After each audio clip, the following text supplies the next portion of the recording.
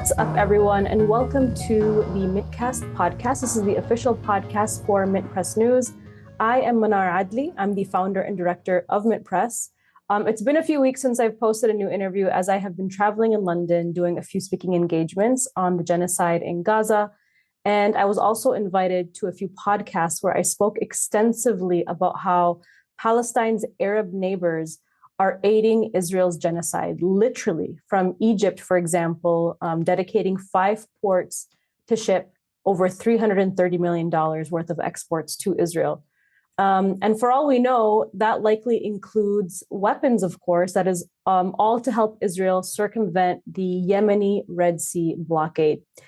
I also needed to take some time to improve the video and audio setup so we can provide the highest quality interviews and content and produce more for our viewers and listeners. And so I just want to remind everyone that we here at Mint Press have been heavily throttled by YouTube. Many people in the comments have noticed that. And so we ask you to hit like, subscribe, comment, and engage with our videos as much as you can to help us circumvent that censorship. And we all know why YouTube would throttle our coverage. So anyways, without further ado, I wanted to bring on our next guest, which is Scott Ritter. Scott is a former United States Corps intelligence officer and UN weapons inspector in Iraq. He's an author and a geopolitical analyst whose work you can find at scottritter.com. He has closely followed the wars in Ukraine and in the Middle East. So we're very honored to have you here, Scott, with us. Welcome to the show. Thank you very much for having me. Now, Israel recently launched a new wave of attacks against Lebanon, planting and detonating explosives in Lebanese pagers, killing many and injuring thousands of Lebanese civilians. Now, if we look at the media coverage here and in the United States and in the West in general, they are headlining with Israel planting explosive in hundreds of pagers used by the militant armed group Hezbollah, which have exploded simultaneously in Lebanon and Syria. And so I'm just going to play a video from State Department spokesperson Matt Miller to hear what he had to say about this recent attack. So let's play that. So we are gathering information on this incident. I can tell you that the U.S. was not involved in it. The U.S. was not aware of this incident in advance, and at this point, we're gathering information. And what information have you gathered so far? We'll continue to collect information. I don't have any public readout to give now, but we're collecting information in the same way that journalists are across the world to gather the facts about what might have happened. Obviously, it doesn't take much guesswork who the most likely culprit would be in terms of doing this, in terms of who the enemy of Hezbollah is. Do you have any indications that to doubt that it would be Israel that was behind the... I don't have any assessment to offer one way or other at this point. Okay, so once again, we have Matt Miller giving us the biggest non-answer, like a pretty standard non-answer that we're used to hearing the spokesperson of the State Department give. So Scott, what is your response to what Miller has had to say about this incident? Well, I mean, it's a smokescreen being put up by the State Department. That's their job to make it difficult for reporters to discern what's happening on the ground in Lebanon. I think there's no doubt that Israel was behind this. If you read the Israeli press is saying that this was a Mossad operation. And that's interesting because if Mossad is indeed taking credit for this, there's a 100% certainty that the Central Intelligence Agency of the United States was at least aware of this. Now, we know in the past that when Israel has sought to carry out targeted assassinations, and despite the fact that the vast majority of the people who were victims of this terrorist act, and it is a terrorist act, weren't killed. There were, I believe, either 8 or 9 deaths, probably more along the way as some of these injuries manifest themselves. But this was targeted assassination. In the past, when Israel sought to carry out actions of this nature, they did inform their CIA counterparts for deconfliction purposes to make sure that it wouldn't create a policy problem for the United States or disrupt American operations. So there's no doubt in my mind that the CIA was notified by Israel at some point. I'm not saying that they gave them a significant advance notifications, but enough notification that the CIA could make alterations as needed to ensure that its resources weren't impacted by this indiscriminate attack.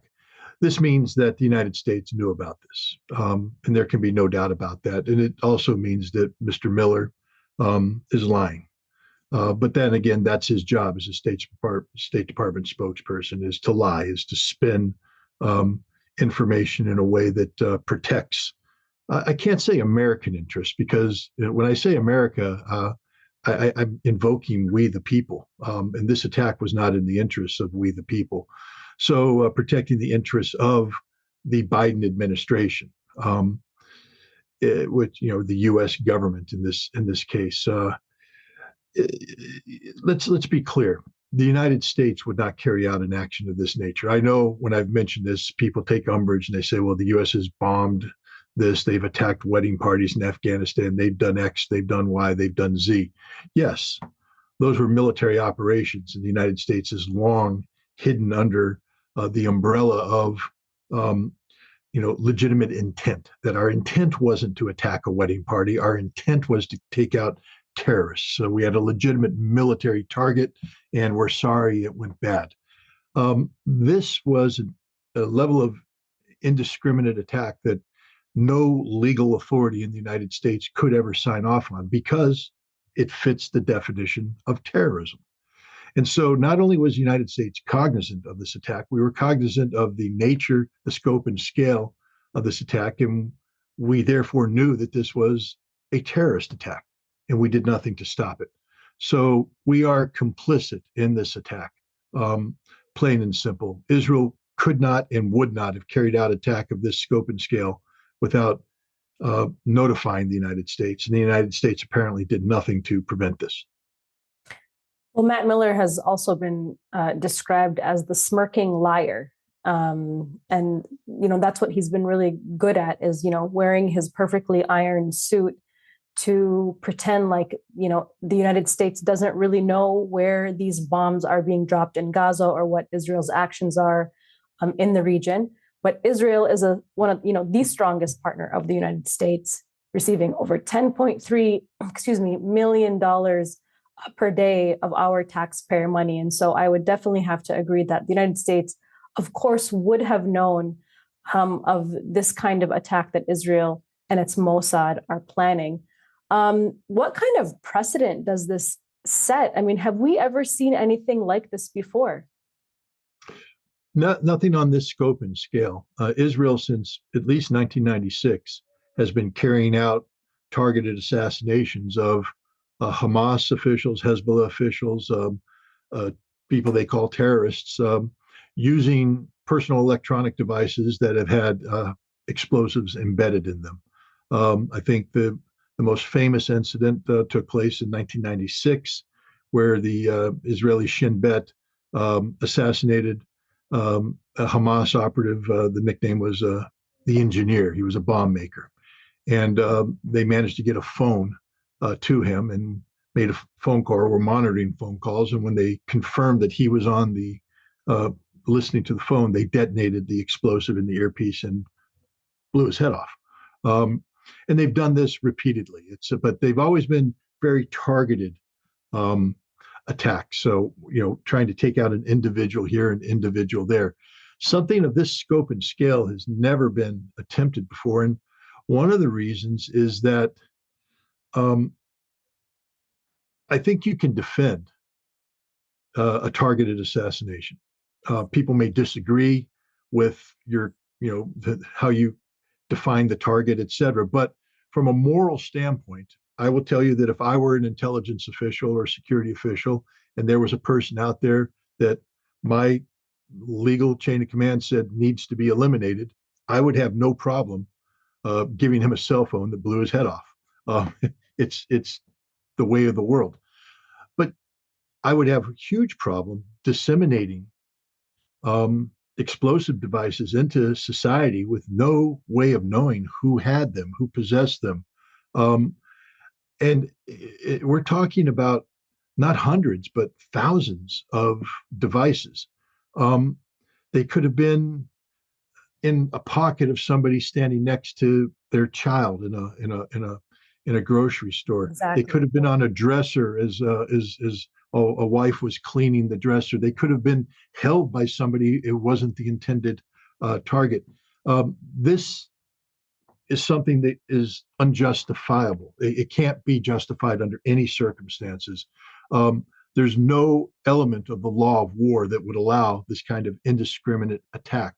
And yet Israel has done it because Israel has carried out similar indiscriminate attacks. I don't need to tell you about what Israel has done in terms of collective punishment for the people of Lebanon, for the people of Gaza. The notion that civilians have no rights, they are one and the same of the targeted groups. And Israel has gotten away with it. I mean, they've killed 40,000 Palestinians or more, depending on who's doing the counting in Gaza, most of whom are women and children, and the world is doing nothing about it. So I think Israel felt that it could get away with this. And I think they would have gotten away with it except for one thing. They used personal electronics. Yeah. And there's not a person out there today that isn't in possession of one of these or a pager or something. And we all now look at that phone or look at that pager and say, there before the grace of God go us. And this is a line that Israel crossed without coordination, without coordinating with the United States, without coordinating with its partners. And it's created a huge confidence issue with people about Western-made electronics, about the companies that produce them. How did Israel get into apparently this Taiwanese affiliate in Hungary? How did Israel get into this factory? How did Israel make these adjustments? Who was in charge of quality control? Did the Hungarian factory know about this before? And did the Hungarian government know about this? And this is going to create, I think, a crisis of confidence amongst the consumers that could end up costing Western companies billions of dollars, because anybody with any shred of common sense will immediately throw away their Western-made electronic device and go find one that's sourced from a country such as China, where Israel is not going to be able to infiltrate and corrupt the integrity of the electronic device to achieve either intelligence collection goals or assassination. Well, I think most people that saw this immediately thought, well, if Israel could do this to Lebanese people on their, Motorola, I believe it was Motorola pagers, then they could do that to anybody around the world and even in the United States. And of course, Mint Press has done extensive coverage on Israel's NSO group and its work with Celebrite. It's another tech company to infiltrate people's cell phones, spy on them, and to plan coordinated assassinations like they did with, what's his name? Jamal Khashoggi, Saudi Arabia's Jamal Khashoggi, excuse me. So Hezbollah has proven itself again as an effective fighting force against Israel.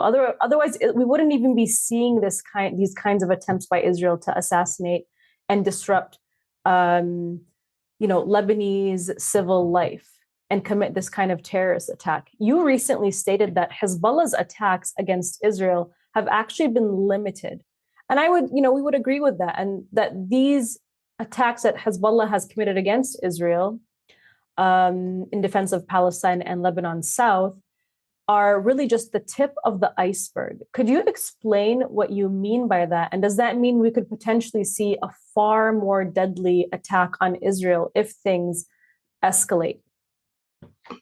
Well, Hezbollah as an organization has been successfully fighting Israel for some time now. They've actually defeated Israel twice. The first time was, I believe, in 2000 when they evicted Israel from southern Lebanon, massive Israeli defeat. And I think the second time was in 2006 when Israel entered into I think, a 30-day war um, and vowed to destroy Hezbollah. And at the end of the day, it was Israel that had to back down. Hezbollah was not destroyed. Since that time, Hezbollah has been singularly focused on improving how it would confront Israel in any future war, realizing that a future war would probably be existential in nature, meaning that it wouldn't be a limited conflict, it would be a conflict to the death. And that Hezbollah needed to do one of two things: create such capacity that Israel would never dare seek to destroy or eliminate Hezbollah, meaning that Israel would know that if it went down this path, the consequences could be the existential termination of Israel. Or, if called upon to do so, to actually defeat Israel strategically. We're in a unique situation here where this conflict between Israel and Hezbollah is not between Israel and Hezbollah. Mm-hmm. It's an extension of the conflict in Gaza, where Hezbollah has entered in this conflict in order to provide support to Hamas. And this is what people need to understand. The primary goal and objective of Hezbollah today is to support Hamas, to support the Palestinian cause. And anything that is done on the battlefield is done for that purpose. Hamas right now, in my opinion, and I know there might be people who disagree, is winning this conflict. They're winning it strategically. They're paying a horrible price for this. But on October 6th, nobody was talking about the creation of a Palestinian state.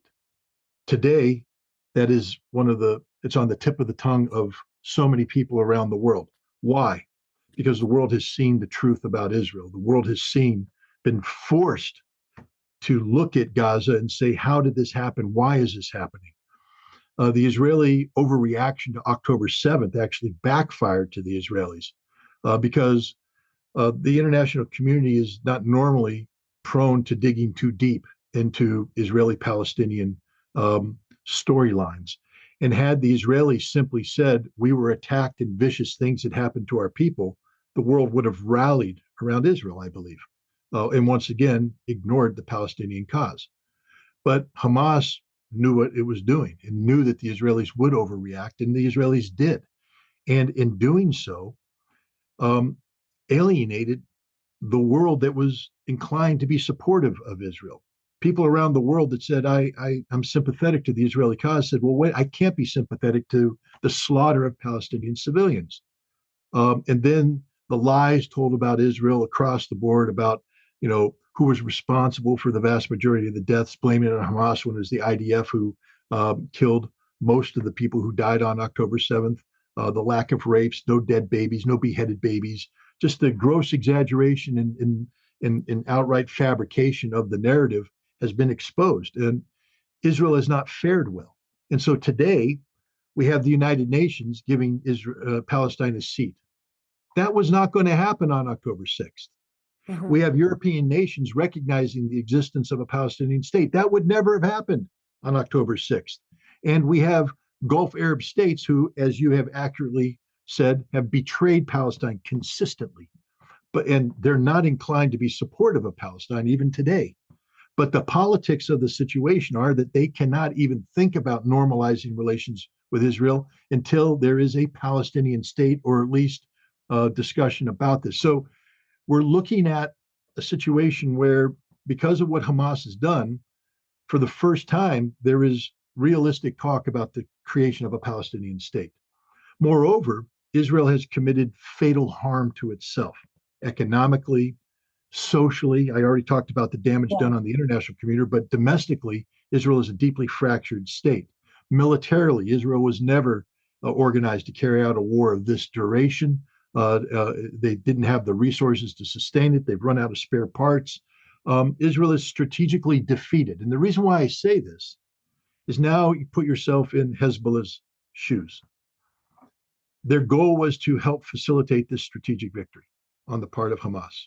They did so by engaging in um, carefully planned escalatory actions designed not to turn into a complete war, but to manage the conflict so that they drained Israeli resources away from Hamas.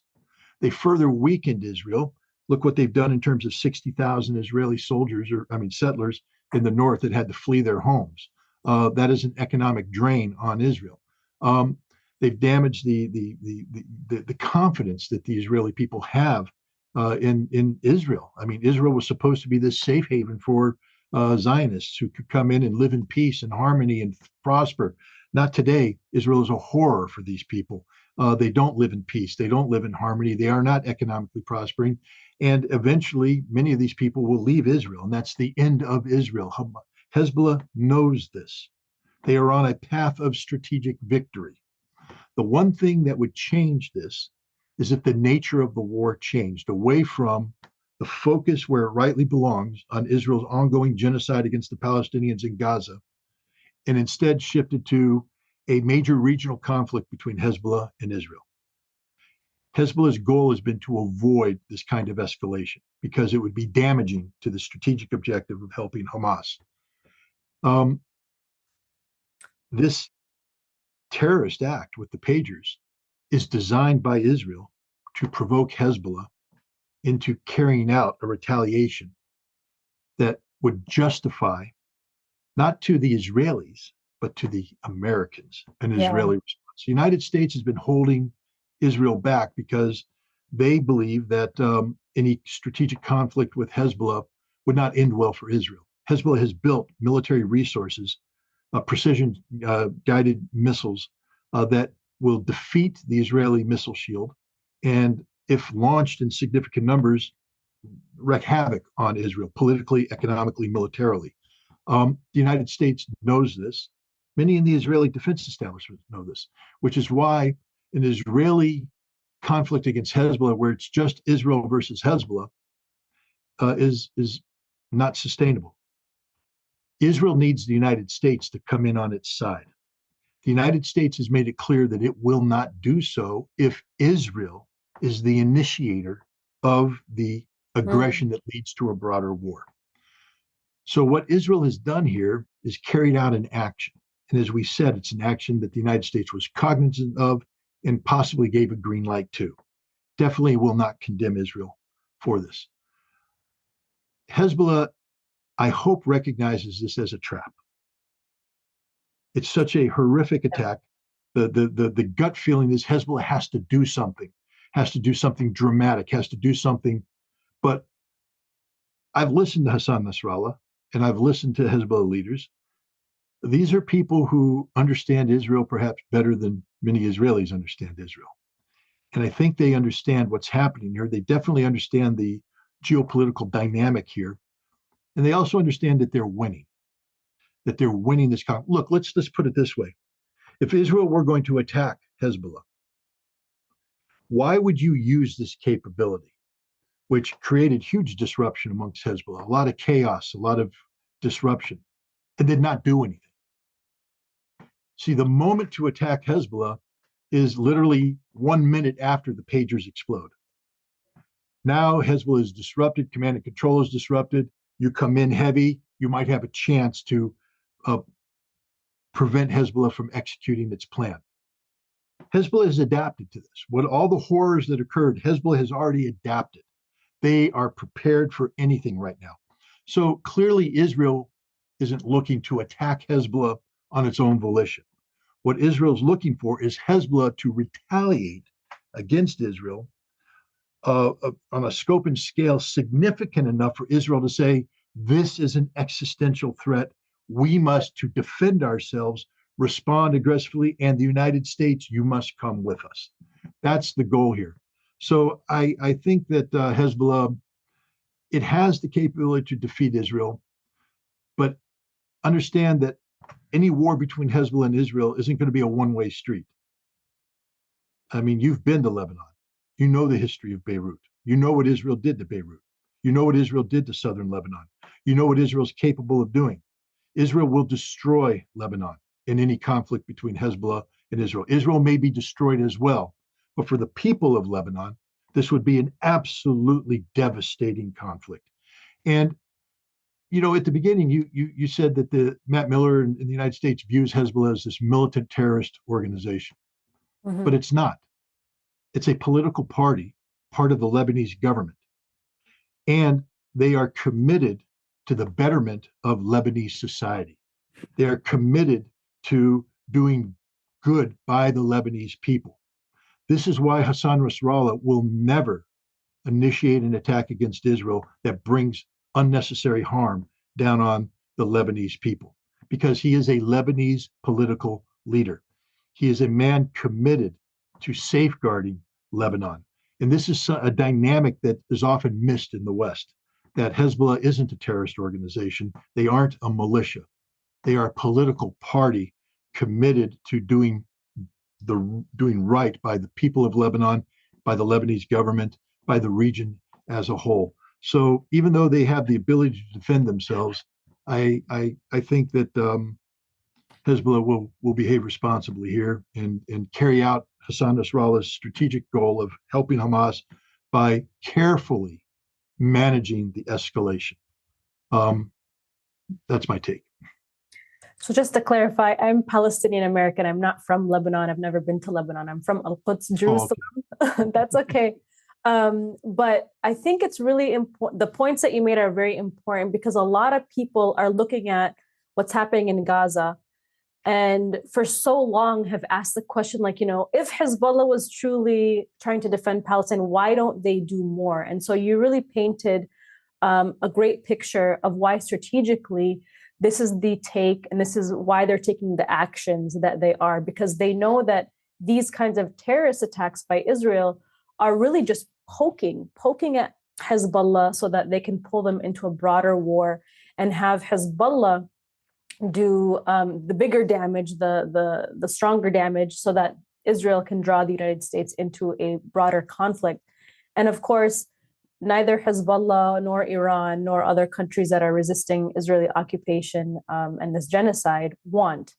And you kind of answered my question about Hamas, but I'd like to know, before I get into the next question, I actually just want to remind everybody that this video and all interviews that we put out on our YouTube channel and our podcast on Spotify are all funded and supported by our members on Patreon. So if you're enjoying this conversation with Scott Ritter and myself, please become a member on our Patreon. You can join for as little as $5. As you can see, and as you're hearing, we are independent media that rely on our donors and our viewers and our readers. And we're standing up against a very strong military machine. And we are looking to break through the fog of war and dissect these war narratives that are in the interest of the public. And so, Scott, I'm curious to know, do you think this war has actually left Hamas in a stronger position than before? You talked a lot about, Palestine as a state is now in the conversation. But what about militarily and strategically? Is Hamas in a stronger position than before October 7th? Well, let's talk about Hamas before October 7th. Sure. First of all, amongst the Palestinian people, Hamas was not necessarily widely embraced as the legitimate leadership of Palestine. There are many people who are frustrated with Fatah, frustrated with the Palestinian Authority, frustrated with President Abbas. But the history between Hamas and Fatah is not a good history, a very bloody history, very controversial history. And so there were many people in the Palestinian community that did not view Hamas as being capable of representing them when it comes to their aspirations for statehood. Hamas was never organized to defeat Israel. Hamas was always organized to defend Palestine, to defend Gaza. They're not like Hezbollah, which is a conventional fighting force. Hamas was an organization militarily designed to protect Palestinian interests in Gaza, in the West Bank, if given the opportunity, but not to invade and occupy Israel. So we have to be realistic about the military capacity of Hamas. And the other thing was that Hamas was having a hard time generating any traction on the international community about a Palestinian state because they were undermined by the Palestinian Authority. This is my personal opinion. People can disagree with me as they want. I respect that. But I think there's wide agreement that President Abbas was doing the bidding of Israel, facilitating Israeli concerns, Israeli interests over that of the Palestinian people. Ineffective in standing up to the Abrams Accords, which were just gutting Palestinian statehood by legitimizing or at least turning a blind eye to Israeli settlements in the West Bank. And so on October 6th, if you were looking at Hamas, with few exceptions, if you had just done one of those standard, Western tests where we throw a word at you and you respond, bird, fly, tree, green, Hamas, terrorist. Okay, that's where Hamas stood in the mindset of many people. October 7th came, very, very difficult day, very difficult day. No matter how you slice it, a very difficult day, but a day that will go down in history as changing everything. Because it set in motion the events where we find ourselves today. Hamas is still a military organization that cannot defeat Israel. It's not designed to go into Israel, occupy Israel, defeat the Israeli army. But it has more than accomplished its task of defending Gaza from the Israelis. Not like a conventional army does, but in the way that Hamas was designed to do, to go underground, to make the Israelis come to them, to wage guerrilla warfare, to wage unconventional warfare, to make the Israelis die the death of 1,000 cuts. And look at Hamas. We're almost a year into this conflict, and they haven't been defeated. They haven't been defeated. When Israel withdraws from a piece of territory that it's completely leveled above ground, Hamas reemerges from underground. The Israelis haven't destroyed the tunnel network. Hamas still has the ability to maneuver the way it was designed to maneuver, to attack the Israelis and inflict casualties on the Israelis that are becoming unbearable for Israel. Hamas has suffered casualties. Let there be no doubt about that. But Hamas has also won over, I think, a significant proportion of the Palestinian population, especially those in Gaza. My understanding is that Hamas has recruited more fighters after October 7th than they've lost. So they've actually become stronger in terms of numbers. My understanding, too, is that Hamas is able to receive weapons and logistics sustainability. We can use our imagination on how that occurs, but whatever the Israelis have tried to do to strangle Gaza, to strangle Hamas militarily, has not succeeded. And that's part of their planning. So from a military standpoint, Hamas is winning because they're not losing. Remember, the Israeli military objective was to physically destroy Hamas as a military organization. That has not happened. They are not in control. They being Israel are not in control of Gaza.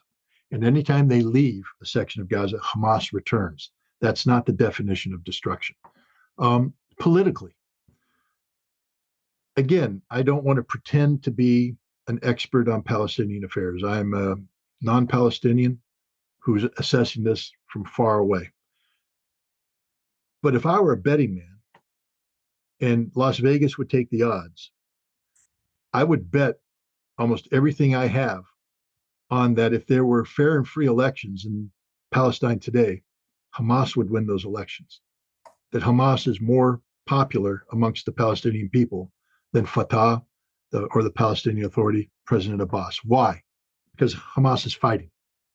Hamas is fighting for the people of Palestine. And the people of Palestine, I believe, for the first time, have hope in their hearts about a Palestinian state. And where did that come from? From Abbas? Nope. From the Palestinian Authority? Nope. From Fatah? No. That hope only came from the resistance of Hamas. Only came. And Israel has said that not only did they want to destroy Hamas politically, but that they would never negotiate with Hamas. How did the world respond to that? Well, we saw the Russians begin a process that was culminated in China, where 14 Palestinian factions were brought together, including Hamas, to try and bring them into a singular political entity that would represent the Palestinian people at the negotiating table. Hamas is part of this. Now, this won't be called Hamas for political reasons, but the reality is Hamas has made it impossible to ignore Hamas. Hamas is the most relevant political movement amongst the Palestinians today, and they will play a leading role in shaping the future of a Palestinian state. That's a huge victory for Hamas, a huge victory. So when people say, has Hamas been defeated, or what is, I would say no, Hamas has won across the board. Now, the price they are paying is horrible, horrible. And you could condemn Hamas for this, because here's my assessment. Hamas knew that this price would be horrible. Hamas knew exactly what it was doing, but it was the only way forward. On October 6th, nobody was talking about a Palestinian state. On October 6th, Israel was on the cusp of normalizing relations with Saudi Arabia that would solidify this new geopolitical reality that would guarantee there would never be a Palestinian state, ever. It would have been the end of Palestine. Today, that has changed because of what Hamas did. But the people of Palestine, the people of Gaza, are paying a horrible price. This is an analogy that sometimes gets me in trouble, but I use it anyways because I feel that it's an accurate analogy. The Allies in World War II were going to land in Europe, and they picked Normandy to be the place to land. D-Day, the 6th of June. Dwight D. Eisenhower approached Charles de Gaulle, the leader of the Free French, and he said, we're going to go across Normandy. He said, but the actions we're going to take to liberate France are going to require us to kill between 60 and 100,000 French civilians. And de Gaulle said, do it. Now, de Gaulle never went to an anniversary of D-Day because in his heart he couldn't bear the pain and suffering, knowing that he signed off on the deaths of 60,000 French civilians, that was the price that had to be paid for liberty. To liberate France from Nazi Germany, 60,000 French civilians had to be sacrificed at the hands of the Allies in order to achieve this. If you want a Palestinian state, you're not going to get it for free. You're only going to get it through the sacrifice of the civilians who are the collateral damage done to achieve this victory over Israel. It's a horrible thing. It's a horrible thing. But I think Hamas understood that in order to defeat Israel, you had to show the world the truth about Israel. That the world ignored when Israel initiated its the Dahiwa, I think I'm mispronouncing. I'm sure the Dahia, suburb of yeah. Dahia, when Israel leveled that as just to say we're making the civilians pay a price. Yeah. They ignored when Israel went into Gaza repeatedly. They've ignored this. Mm-hmm. The crimes that had to be committed by Israel needed to be so great, so public, so horrific that the world could not ignore them. And Hamas gave Israel a chance to prove to the world who they are and what they are. They're a genocidal regime committed to a system of apartheid. Israel is very good at propaganda. Some of the best in the world comes out of Israel. I was a victim of it as myself when I was a weapons inspector and I traveled to Israel in 1990s. They put me on the helicopter. They flew me to the Golan Heights. They flew me to Masada. They flew me all around. They showed me the glory of Israel. It was glorious. I have to be honest. Israel is a beautiful Palestine, whatever you want to call it. The land there is beautiful. And the people that live there were wonderful people, the ones I saw. But I saw only one side of the story, because over here were villages that I wasn't allowed to go to, where the Palestinians lived. But I was told that they're the problem, not the solution. And I fell for it, hook, line, and sinker. I was on the side of Israel. This conflict, October 7th, and what happened afterwards, forever changed me, because what I saw wasn't a responsible nation responding to horrific events. What I saw was a genocidal nation doing that which it was inclined to do. The truth of Israel came out, that it is not just the secular state with superficial attachment to the Jewish faith, but a nation that has been thoroughly infiltrated by religious fanatics, Zionists, who rely on the Talmud to define the Hebrew faith, the Jewish faith. Amalek. They treat the Palestinians as animals that need to be slaughtered. This truth would never have been exposed to the world if it weren't for October 7th. It now has been exposed, and Israel will never save its reputation. Will never save its reputation. We have seen the truth of Israel, and you can't unsee that. And you see the truth of Israel every day. I'm just being honest with you. I cried when Hind Raji was murdered. And I've cried when I've seen the photograph. It was The horrific. photographs of the photographs of the babies. My wife cries. I cry with my wife. I had to stop looking at them. I'm just being honest. I had to stop looking at them. They're there. I can't look at them anymore because my heart is shattered into a million pieces. But I can justify not looking at them because I know that I know the truth about Israel. I don't need to see these pictures to prove what Israel is. I know what Israel is, and the world knows what Israel is. Yeah. The horror that's taking place today with the Palestinian people will go down in history as one of the greatest crimes committed against humanity in modern history. And it's why Israel not only no longer has a right to exist, but in the future will not exist. Israel has lost the right to exist. And it's not me saying that, it's the Israeli public realizing this now. You're starting to see within Israel a growing recognition that what they have become is incompatible with modern civilization. And I do believe in the course of the next years, you're going to see Israelis fleeing Israel, going back to where they came from. And this will be the end of Israel, and hopefully the beginning of not a two-state solution, but a one-state solution called Palestine, where Muslims, Christians, and Jews can live together in peace and harmony as a singularity, as opposed to this apartheid Zionist entity that occupies Palestine today. Absolutely. I mean, a one-state solution, which sounds crazy, right? Like a one state where all religious people live under the banner of a true democracy and human rights. That's all that Palestinians are asking for.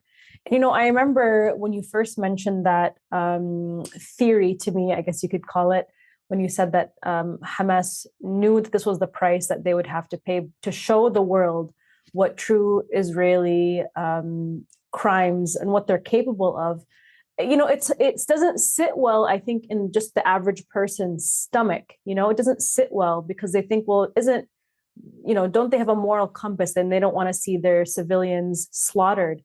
But the truth is that, this is the true face of Israel. This is the true face of its apartheid system, of its genocidal mission to occupy and erase Palestinians. And this has now been brought to the international forefront, where even the Western governments who are funding it, arming it, supporting it, are now being questioned and disrupted about this. And I think just like with the fall of South African apartheid, at some point, which I do think that it's going to be coming soon, of course, not without a big fight from Israel, the United States is going to have to, face the truth that it's been, building and supporting this apartheid system that is getting out of control. I mean, it's been out of control, but now it's like really getting out of control. And so I just want to just to add on to that real quick. And I agree with you. I mean, it's a horrible thing to comprehend. or to even wrap your head around, why would Hamas willingly go down this path, knowing the price that would be paid? Where is their moral compass? But did I they have a have any response to it. other? Did they have anything else? Well, Did they have but the any point other is, way? the implication is that life in Gaza was tolerable. Gaza was a concentration camp. How many generations of Palestinians have to grow up in an open air prison? Mhm.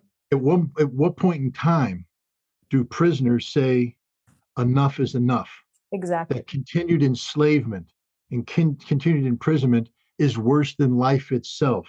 Mhm. And if you're a Palestinian adult with children, or somebody who wants to have children, who wants to raise their children in a prison? Who wants to raise them as prisoners in an apartheid state? Who wants to bring new life into this? In order to justify the continuation of Palestine, there has to be a Palestine. And if this if you have to sacrifice for that, then the sacrifice is justifiable. That's easy for me to say thousands of miles removed. But I take solace in the knowledge that the civilians in Gaza, I can't speak for all of them. I can't. And I can't speak for the people who have lost their loved ones. They may disagree with me. But I do think the people in Gaza are wearing their suffering with pride because they know what this fight is about. Yeah. They know what the struggle is about. They know what the sacrifices are about. And when this is all said and done, I hope that there is a giant monument built in Gaza where the names of every martyr is carved upon the wall so that all future generations of Palestinians come there and give thanks to the sacrifice they made so that they can have a homeland. That's deep. And I mean, as we know, that list of names is quite long right now. I mean, according to the Lancet Institute, there could be up to 180,000 Palestinians dead from this crisis right now. On a positive note, this war in Gaza has been full of surprises, and one of the biggest surprise, I think, on the international stage has been the reaction of Yemen, which is the poorest country in the Middle East. It's not a poor country; it's rich in minerals, rich in ancient history and civilization. But because of the U.S. war on terror, because of the Saudi blockade, it has become the poorest country in the Middle East. I mean, Yemen has suffered tremendously from U.S. Saudi-backed genocide itself. The United States and the UAE currently have occupied the southern part of Yemen. They've set up sexual torture sites, et cetera, et cetera. Obama's famous drone wars took place in Yemen and in Afghanistan. But the Yemenis have risen above this tide of horror that they have experienced, and they've enforced this Red Sea blockade against American, Israeli, and British ships. And what's really interesting about this, as you probably already know, is that, Scott, is that because of this Yemeni Red Sea blockade, Yemen has actively and successfully, Ansarullah, bankrupted Israel's Eilat port. They've bankrupted it. And so what we have seen, I'm just going to go down this listicle that I wrote up, and I'd like to get your reaction to this. Because of that, we have countries like Saudi Arabia and the UAE and Jordan assisting Israel in circumventing that Red Sea blockade. So we have Israeli-linked cargo ships arriving in the United Arab Emirates to unload the goods. Then trucks leave and transport these goods through the UAE and Saudi Arabian highways to Jordan. Then they eventually reach Israel via the Jordan River crossing. And we all know that German shipping company, they crossed, the train stations here, the Hapag-Lloyd. They've announced that it was working with Saudi Arabia and the UAE to create a land route bypassing the Houthis, which connects ports in the UAE and the Saudi port of Jeddah, facilitating cargo movement to Israel through the Suez Canal.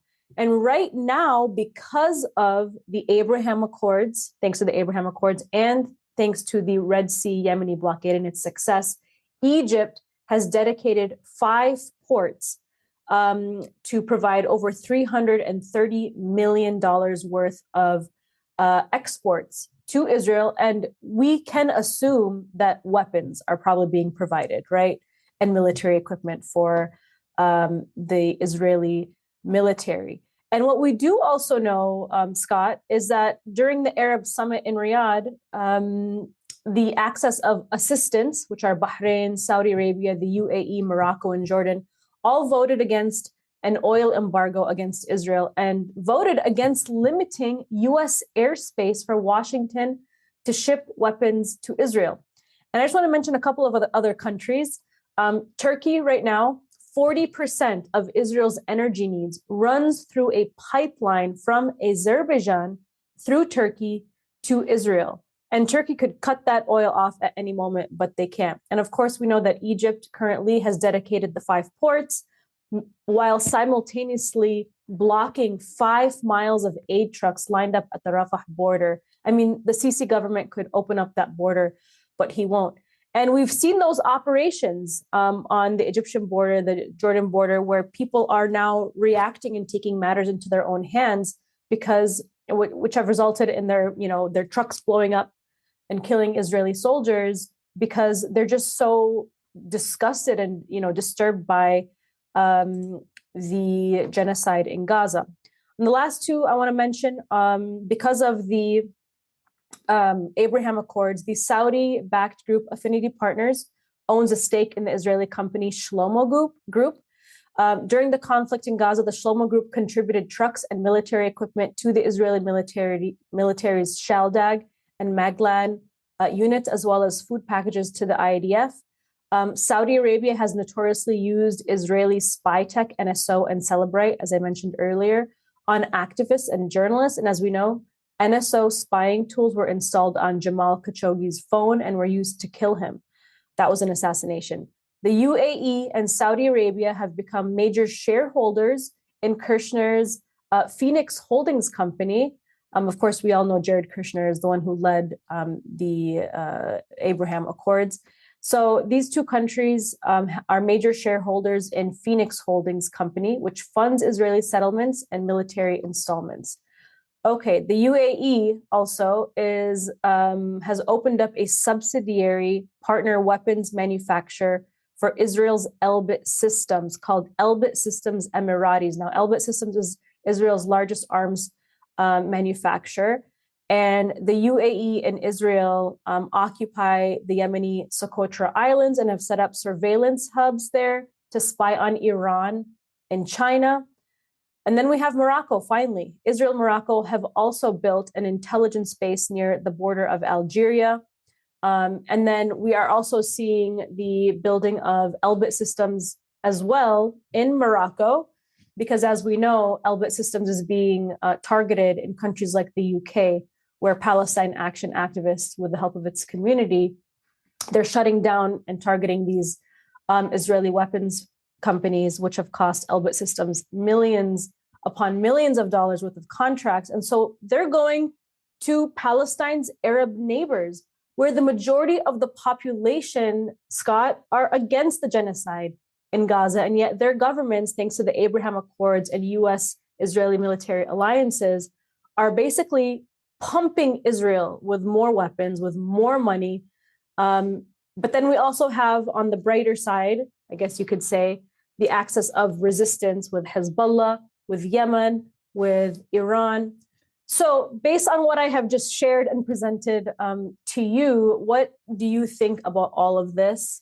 And is there going to be a point where these access of assistance countries are going to cave in to what their populations want? What you've painted is a picture that on the face, I think would depress many people who support Palestine. And it is a depressing picture. But what it really is, because let's again go back to October 6th. On October 6th, 2023, Israel was on the cusp of normalizing relations with Saudi Arabia. You know, that trucking route that you talk about where ships land in the United Arab Emirates and then are placed on trucks that go through UAE to Saudi Arabia to Jordan, then on to Israel. Um, this was supposed to be a railroad. This was supposed to be part of something that Joe Biden and Benjamin Netanyahu touted as the India Middle East Middle East European economic corridor, linking South Asia through the Middle East to Europe, going from Indian ports to Dubai or Abu Dhabi, getting on trains, transiting UAE, Saudi Arabia, Jordan, hooking up to Haifa, getting on container ships, going to Greece, and you have this linkage. And this isn't just somebody's fantasy.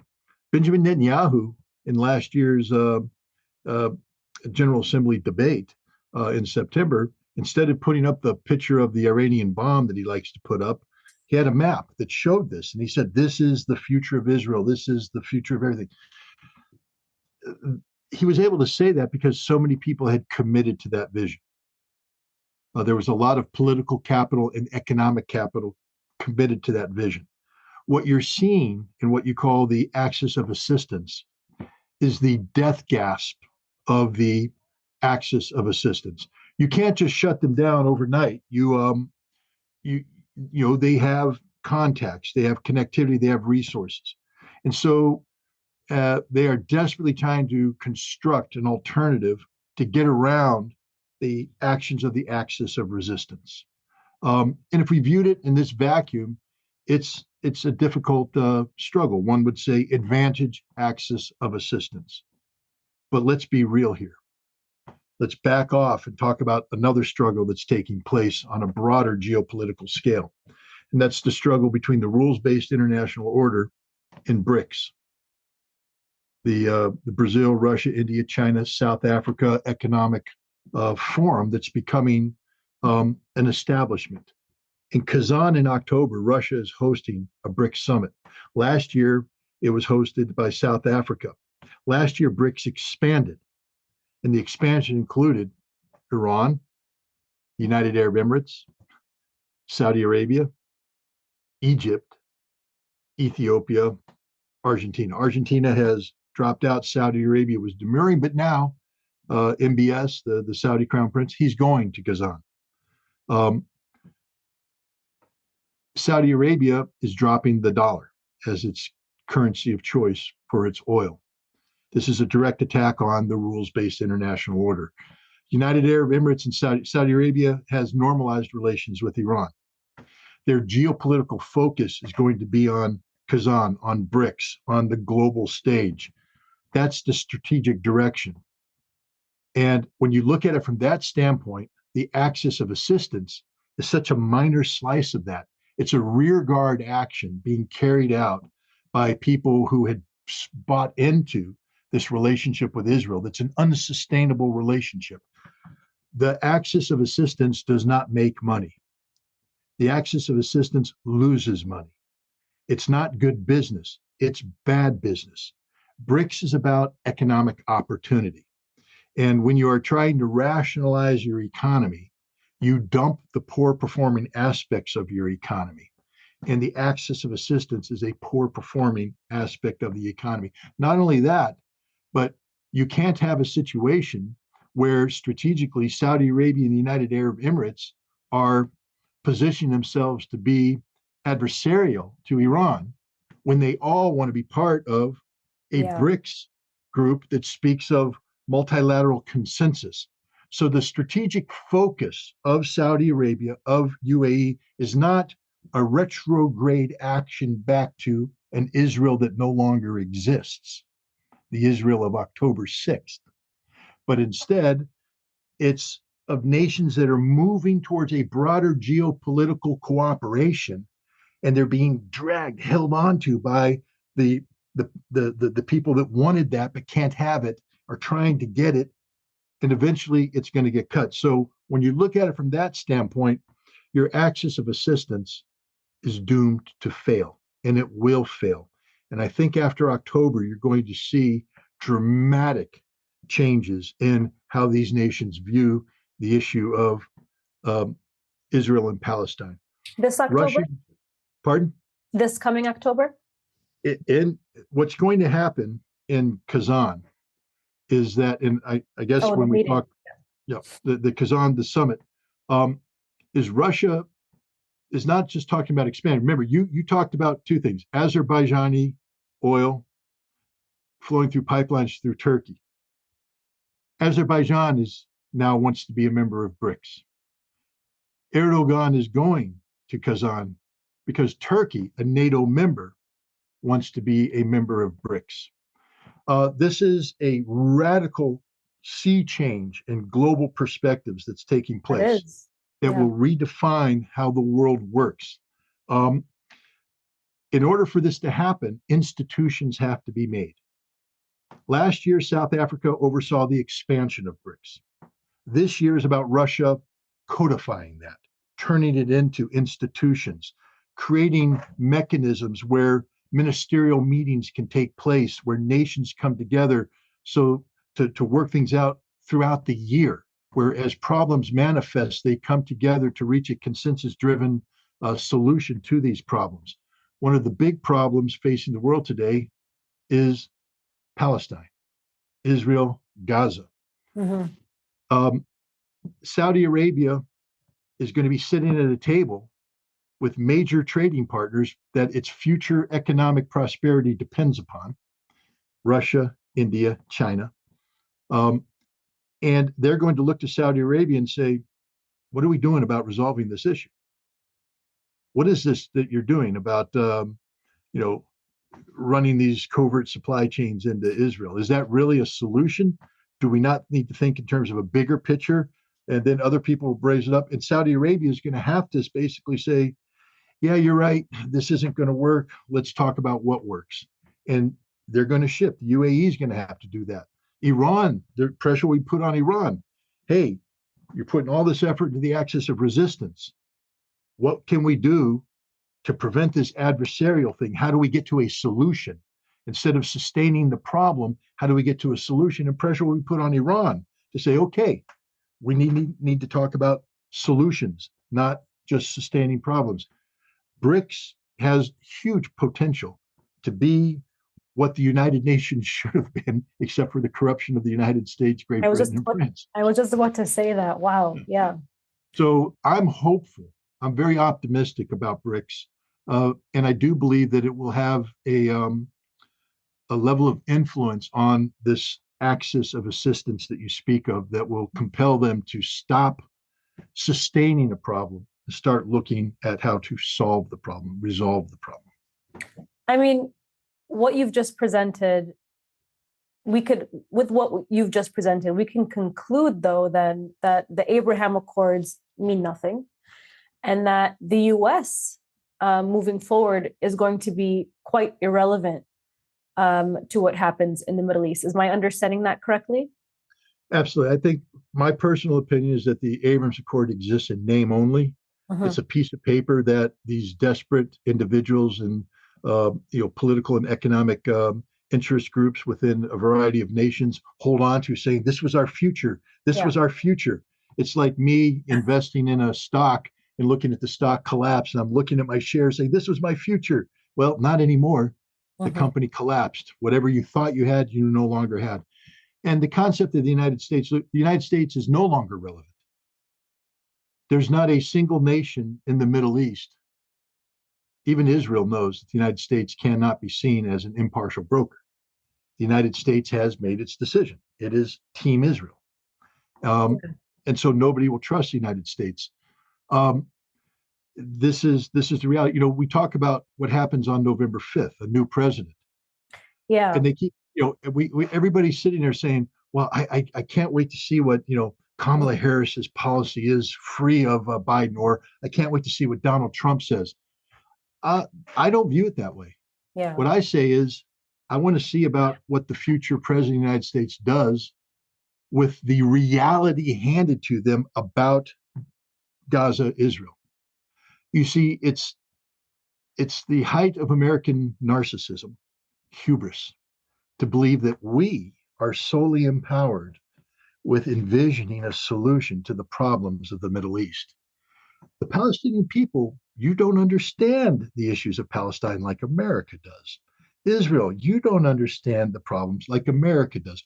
Only America has the ability to sit down with our wisdom and dictate solutions. That sounds absurd, doesn't it? But that's what you're really saying when you say, well, I want to see what Kamala Harris's policy is. I want to see what Donald Trump's policy is. Who cares? Exactly. The only vote out there is the vote of the Palestinian people, who have already shown an ability to suffer 40 to 186,000 dead in support of their cause. They are not retreating from that. The Hamas will not surrender. Hezbollah will not back down. The axis of resistance will not yield. The Houthi will not give up the fight. No matter who the president of the United States is. If your name is Donald Trump, you don't make the lack of lethality inherent in a carrier battle group go away.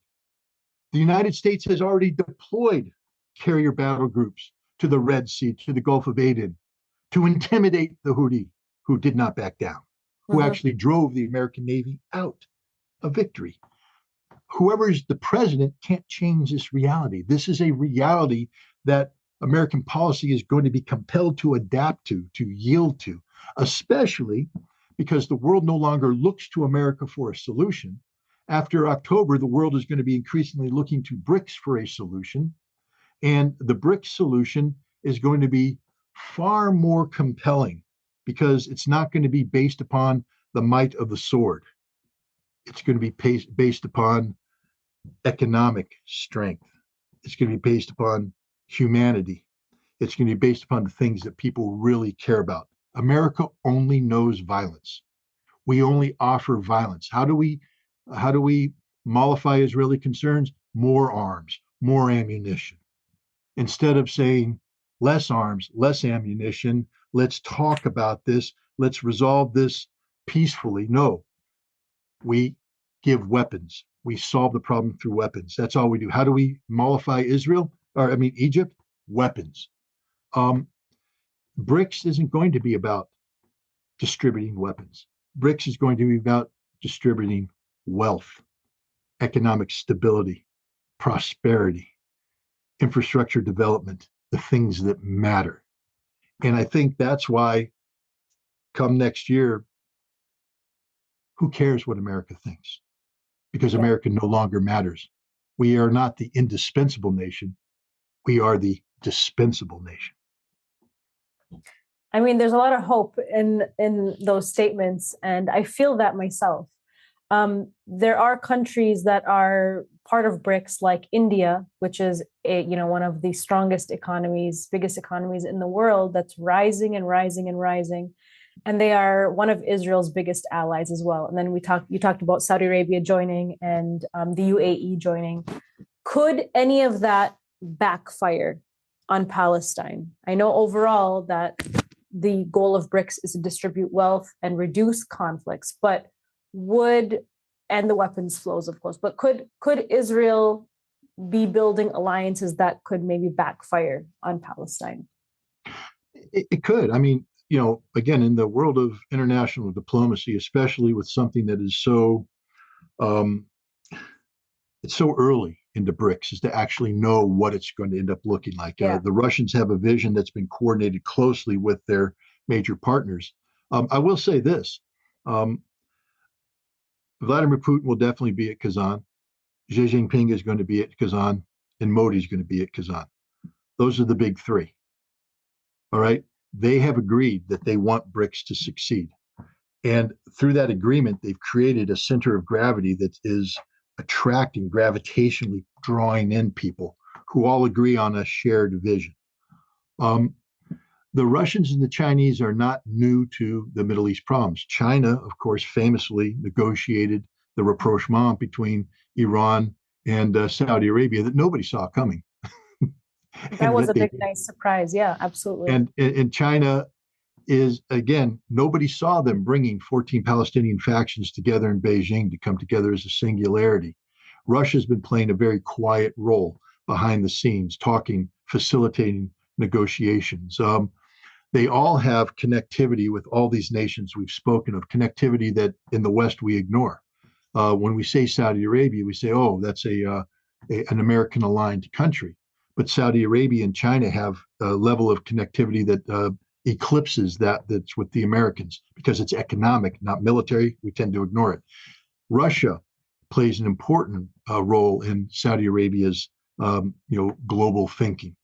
And so I think when we talk about, well, can somehow these nations, their pro-Israeli inclinations be used to sabotage Palestine, I would say probably not. I think instead what will happen is that they will be pressured into putting pressure on Israel. It's not going to be Israel putting pressure on them to sabotage BRICS. It's going to be the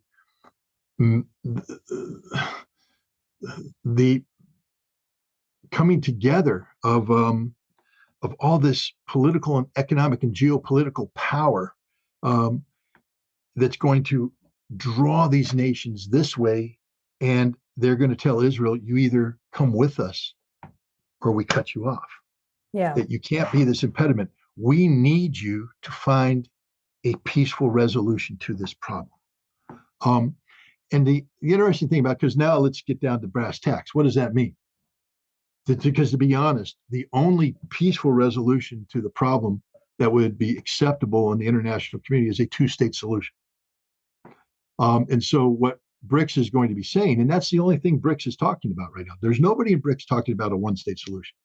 It's all two-state solution. Now, you and I both know that that's impossible to see, but let me walk you through this. Let me tell you why this is what's going to happen in my mind. Because it's the only thing the international community is willing to consider right now. So pressure will be put on Israel to begin the process of manifesting a two-state solution. That's Israel's only out of its current crisis. Its only escape. And eventually it will have to do so. But look at what has to happen. They will have to dismantle the West Bank settlements. Israel cannot survive the dismantling. That is the suicide pill. And there it is. Because Israel can't survive that, Israel won't survive it. And when you start the dismantlement of it, you'll begin the process where people start fleeing Israel. And demographically, when you get the Israeli population down to a certain level, it becomes unsustainable as a Jewish homeland. And therefore, at that point in time, the demographics dictate the outcome, which is a single state solution. So there's a lot of people saying, I would never support a two-state solution, never support a process. I tell them, support it, embrace it, because it can't happen. The processes required for it to happen are impossible for Israel to achieve. And Israel will destroy itself trying to make it happen, but it will have no choice. And then you get the single state solution. And so that's why I think what's happening with BRICS and everything, because some people are saying, okay, you say that, but how do we get to a Palestinian state? A singularity. Well, you have to go through Israel. You can't make Israel disappear on your own. Israel will have to make Israel disappear. Israel will have to lose legitimacy externally and internally. And the key to that is the dismantlement of the West Bank settlements, the reversal of the Abraham Accord. And Israel, I don't believe, can survive that as a Zionist entity, as a Jewish homeland. And as a result, what's left of Israel will have to sit down at a table eventually and talk about a single state called Palestine. Yeah. Very, very good stuff. And I think that you've left us with some hope for the future, because a lot of people are sitting around watching this genocide unfold and play before our eyes on our smartphones. And, everyone's just kind of waiting for something to come in and fix the situation, save the situation, save the children of Gaza. But, we have a lot of different aspects to think about. Now, I had a lot more questions for you, but I just don't think that we have enough time. No, we'll have to do that another time. Yeah, I think we're going to have to schedule another interview, which I hope that you will join me again. But Scott, thank you so much for joining us today. And I hope that we can talk to you soon. Absolutely. Thank you for having me. Thank you.